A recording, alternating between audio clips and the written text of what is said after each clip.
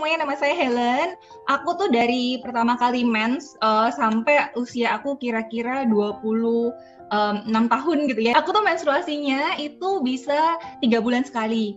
2-3 bulan, kadang-kadang kayaknya pernah deh ada 4 bulan atau 5 bulan juga gitu ya. Dan waktu itu aku happy banget karena waktu menstruasi, apalagi kalau anak-anak masih kecil ya gitu kan, kita suka stres gitu kan, jijik lah segala macam. Jadi setiap kali kalau aku lihat teman-teman aku menstruasi setiap bulan dan aku itu dapatnya 3 bulan, itu buat aku betapa leganya gitu ya. Dan of course karena ini nggak pernah sakit, nggak pernah macam-macam, aku juga nggak pernah ke dokter.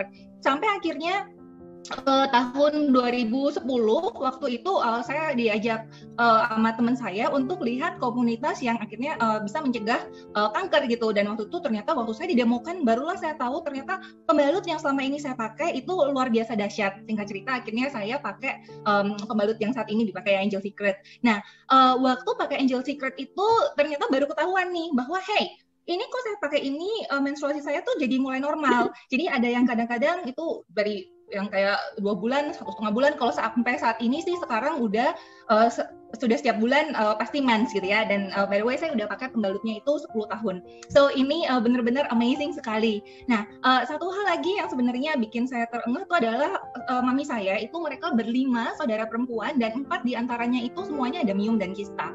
Nah waktu akhirnya mami saya itu udah pernah operasi dan waktu itu disarankan untuk operasi lagi, untuk kali ini angkat kandungan aja katanya karena miomnya ada lagi.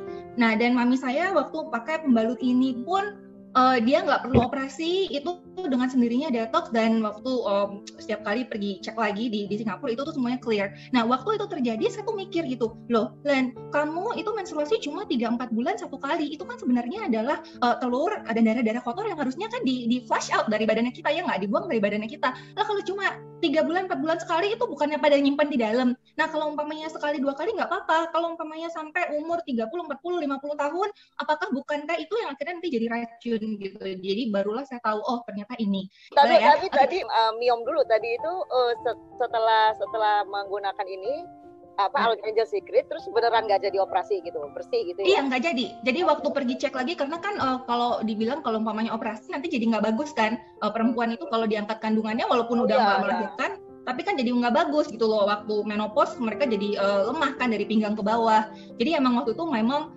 lagi considering ini mau atau enggak. Memang kalau lagi menstruasi itu kayak katanya tuh semuanya udah pakai yang paling gede tuh, yang biasa kalau beli night, terus yang maxi itu mungkin cuma 2 jam kali ya, itu udah basah semua dan kayak pendarahan aja itu setiap kali. Tapi sampai akhirnya memang juga pakai udah 10 tahun, sekarang udah menopause juga. Dan itu setiap kali, karena dulu pernah ada miom dan kista, jadi kalau ke Singapura biasanya tuh setiap tahun cek, dan itu nggak pernah ada lagi sampai sekarang ya.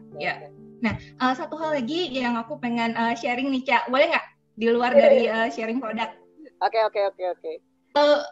Beberapa tahun sebelum itu, jadi di kota asal saya, kita adalah distributor.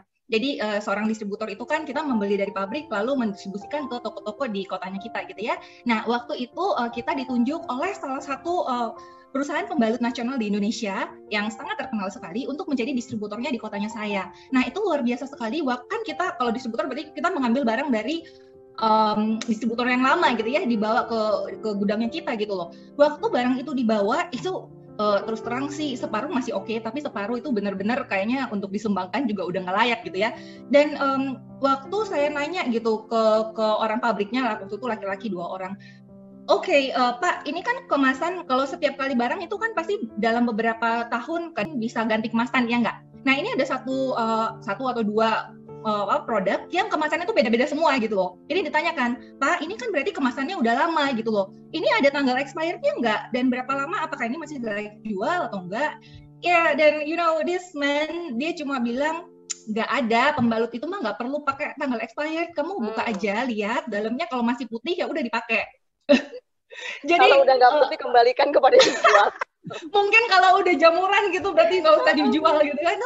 Ini udah kayak 3-4 bungkus yang beda-beda semua, ini bisa dibayangkan kadang-kadang kan 2 tahun sekali baru ganti kemasan. Jadi ini pembalutnya bisa jadi umurnya udah 5, 6, 7 tahun gitu loh. Dan sama sekali mereka jawabnya tuh dengan semudah itu gitu pada kita. Nah tapi ya karena ini mau dijual dan nggak mungkin kita bisa jual, akhirnya saya minta klaim gitu loh. Nah dan ya setelah itu ya disetujuin. Tapi poinnya saya adalah waktu saya menanyakan kepada orang pabriknya sendiri, mereka jawabnya sesimpel itu aja. Kalau kamu buka masih putih kelihatannya, ya udah berarti kamu pakai. Gitu aja.